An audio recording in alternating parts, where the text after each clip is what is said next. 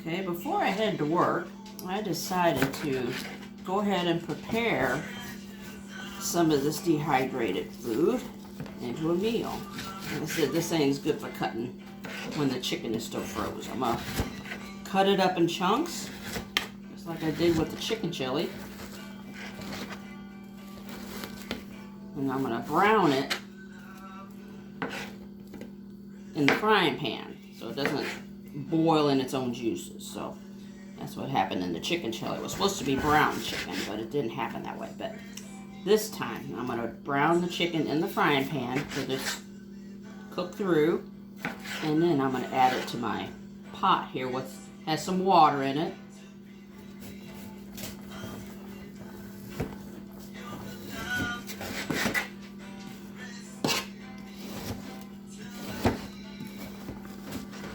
Because this way, it'll cook a slow cooker. I'll put it in a crock pot and slow cook it to have it tonight.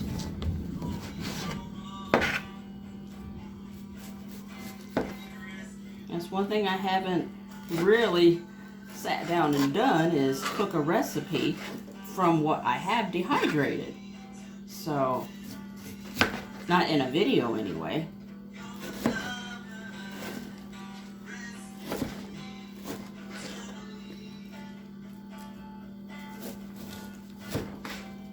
This cut up.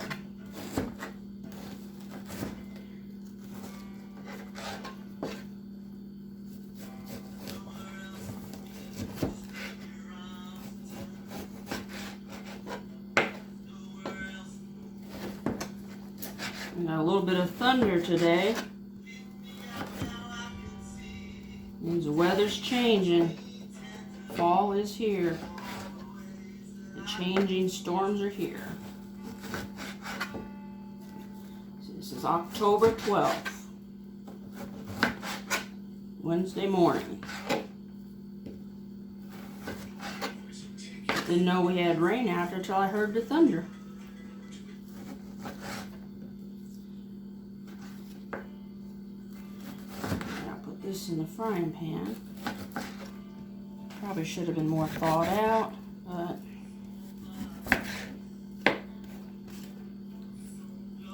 I'm not going to film the frying pan because everything's here on the table. So I'm going to go ahead and put this chicken in the frying pan to get it going. I'm preparing it just like if I had to do that without anything else. So.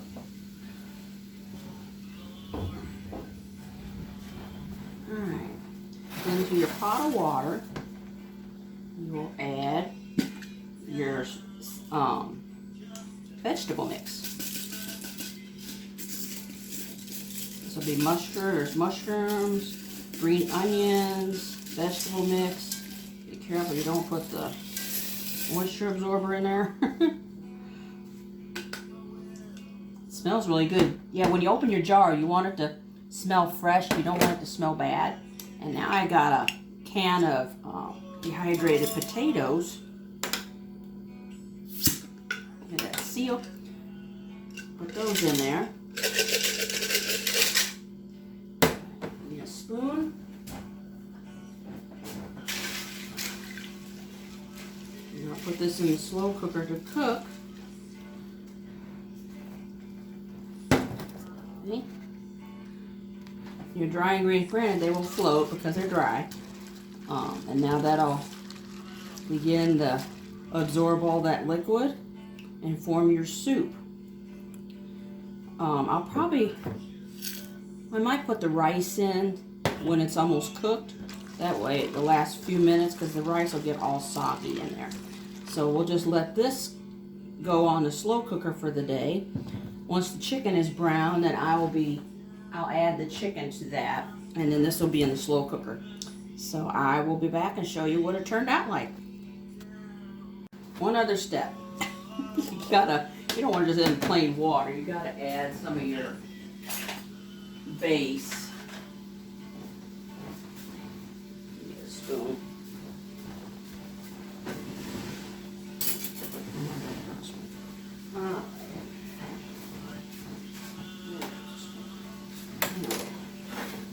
I'm not sure how many cups of water that is, but you want it so it tastes good. I would say about 2 teaspoons of chicken base, and that'll be your chicken stock in there.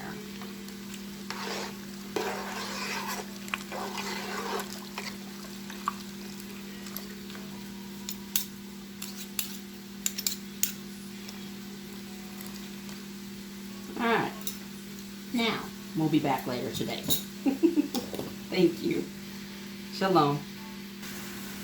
Also, we also want to add some spices to this. Since chicken and curry go together, I'm going to add some curry. Get my spoon.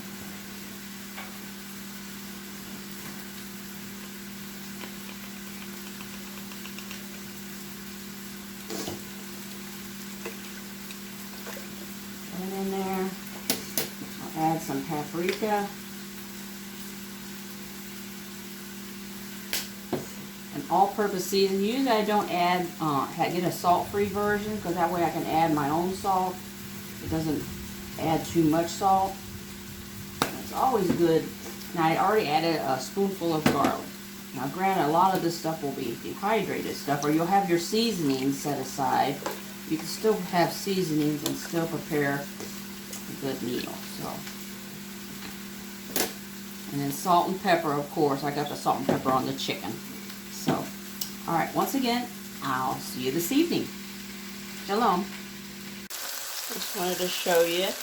This is the way you want to do your chicken for your meals. That way they got a brown sear on them, and it adds just so much flavor. And I'm cooking it in some coconut oil. Or you can do olive oil, but coconut oil. And then you'll take that whole pan of brown chicken, and you put that in your pot. So all those flavors go in the pot too. Okay, it's been cooking all day, and here's the results of the dried food, dehydrated food, excuse me, except for the chicken. I cooked that, but I put the rice in there. Everything is in there, and it looks fantastic. Now,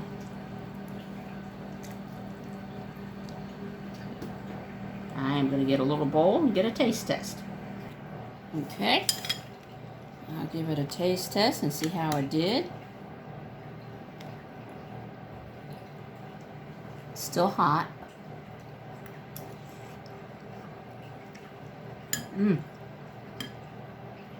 The flavors are all there. The rice is not mushy, because I put that in just a few minutes ago.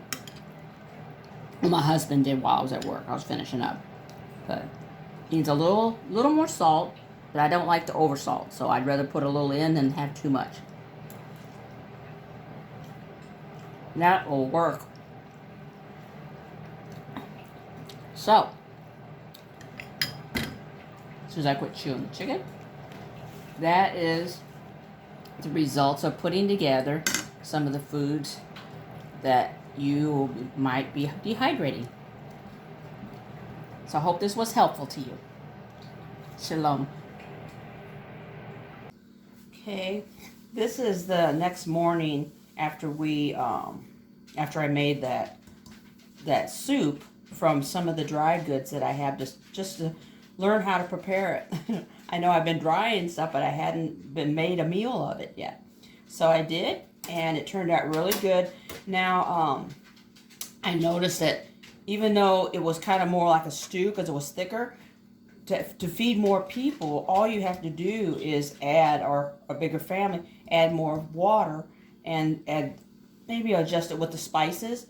And you can feed quite a big family or people that are in need at any given time. So when you put your dry goods together to rehydrate them and make a soup, it will absorb that moisture. So you can add more liquid, you can add more broth or water, whatever you have at the time, to reheat and prepare it. So we enjoyed a bowl last night each with some crackers, and it was great. So we'll enjoy it again today as we eat up the leftovers.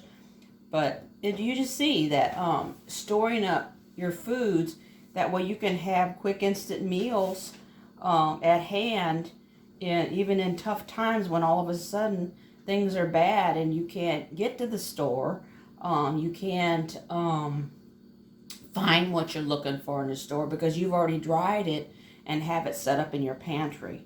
And making some of your rices and pastas in an instant form, you use less water. So it's a win-win because that way you're not wasting water on boiling it because it's already cooked. My husband, he put the rice in because I was working late yesterday, and in that glass jar, let's see, this size of jar was about 2.5 cups. And so he went ahead and put that in with some more water, and it come together perfectly within it just absorbed the water, the moisture. So, and it turned out really good and it really tasty. I did add a little more salt last night, but not too much. But anyway, I just wanted to conclude on preparing a meal from the dry goods that I had stored away. And I hope you found this helpful, and you can store away whatever types of foods you enjoy, that you and your family like to eat. Don't dry and dehydrate things that you don't eat presently, because more than likely you won't enjoy it when it has to be rehydrated. So I store the things we enjoy, and that way it prepares simple meals. That's what I do. I do simple meals. So however you like to do it. So thank you so much. Shalom.